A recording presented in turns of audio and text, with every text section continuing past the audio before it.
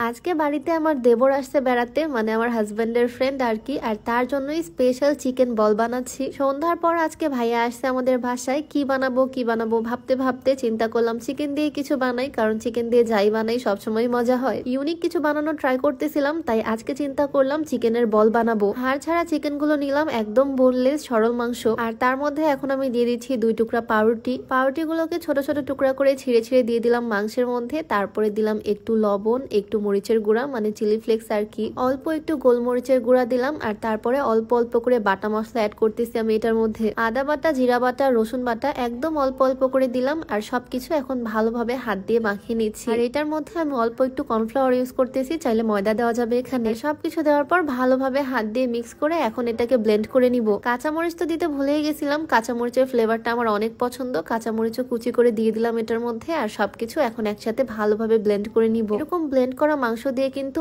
অনেক রকমের রেসিপি করা যায়। আজকে আমি বানাবো চিকেন বল। যেহেতু একদম হাড় ছাড়া মাংস, সুন্দরভাবে ব্লেন্ড হয়ে যায়। চিকেন অনেকগুলোই আমি ছোট মশলা জারে করতেছি, তাই অল্প অল্প করে 2 বারে আমি ব্লেন্ড করে নিলাম সুন্দর করে। আমার কাজ অলমোস্ট ডান, এখন জাস্ট বলগুলো বানাবো আর সুন্দর করে রান্না করবো তারপরে। আচ্ছা, তার আগে একটু বলে রাখি, তোমরা যারা স্বাস্থ্যবান হতে চাও, ওজন বাড়াতে চাও, মোটা হতে চাও, তোমরা চাইলে এই ন্যাচারাল হেলথ সাপ্লিমেন্টটা ট্রাই করতে পারো। এটা বাংলাদেশের বিএসটিআই কর্তৃক অনুমোদিত আর পরীক্ষিত, তাই এটাতে কোনো রকমের সাইড এফেক্টের ভয় নাই। সব রকমের পুষ্টিগুণে ভরপুর এই সাপ্লিমেন্টটা। আর এটা কিন্তু কোনো রকমের ঔষধ না, এটা একটা খাবার। ঠিক যেমন আমরা হরলিক্স বা কমপ্লেন খাই, তেমনই একদম হেলদি ওয়েতে ওজন বাড়বে এটা রেগুলার খাওয়ার মাধ্যমে। এইটা পেয়ে যাবা গুড হেলথ ফেসবুক পেজ থেকে, পেজটা আমার রিসিপশনে মেনশন করে দেওয়া থাকবে। যাই হোক, চিকেন তো ব্লেন্ড করে নিছি, এখন হাতে একটু তেল মাখিয়ে নিলাম। এগুলো দিয়ে এখন বল বানাবো, চিকেন বল। হাতের তালুতে সুন্দর করে আমি তেল মাখিয়ে নিলাম। আর তারপরে অল্প অল্প করে চিকেন নিয়ে গোল গোল করে বল বানিয়ে নিলাম অনেকগুলা। চিকেন দিয়ে বানানো যে কোনো কিছুই কিন্তু অনেক মজা হয়, আর এইটা অনেক মজা হবে ইনশাল্লাহ। দেখা যাক আমার দেবরের পছন্দ হয় কিনা এই চিকেন বল। আমি এদিকে একটা প্যানের মধ্যে পানি ফোটাতে দিলাম, আর এই ফুটন্ত পানিতে ছেড়ে দিব এখন চিকেনের বলগুলা, যাতে ভালোভাবে সুন্দর করে সিদ্ধ হয়ে যায় আর কুক হয়ে যায়। ফুটন্ত পানিতে কয়েক মিনিট ধরে এই চিকেন বলগুলোকে আমি সুন্দরভাবে রান্না করে নিচ্ছি।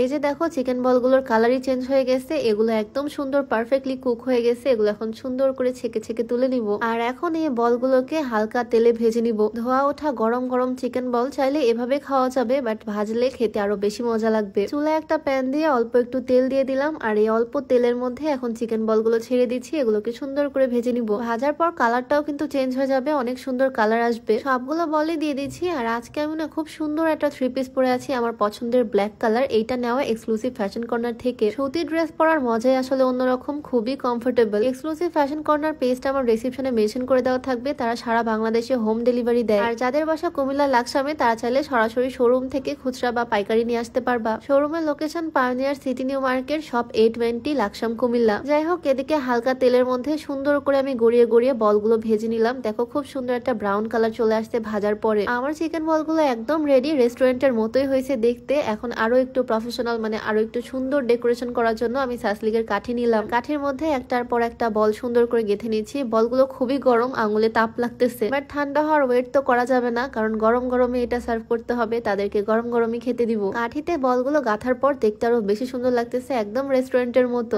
তো সস দিতে হবে, ছোট্ট একটা বাটির মধ্যে সস দিয়ে প্লেটের এক সাইডে বসিয়ে দিলাম। প্লেটটার ডেকোরেশনও বেশ ভালোই লাগতেছে। তোমাদের কেমন লাগলো অবশ্যই কমেন্টে জানিও। আমার এটা বানাতে খুব একটা সময় লাগলো না, খুব অল্প সময়ের মধ্যে রেডি করে ফেলছি। আমার হাজবেন্ড আর আমার দেবর বসে বসে গল্প করতেছিল, তাদেরকে দিলাম। আমার তো মনে হচ্ছে এটা খেতে অনেক মজা হবে। আর ওরা খেয়ে বললো এটা নাকি আসলে অনেক টেস্টি, বেশ মজা করে খাচ্ছে ওরা। তোমাদের কাছে ভিডিওটা কেমন লাগলো কমেন্টে জানিও অবশ্যই। আজকের ভিডিও এখানেই শেষ করছি। সবাইকে আল্লাহ হাফেজ।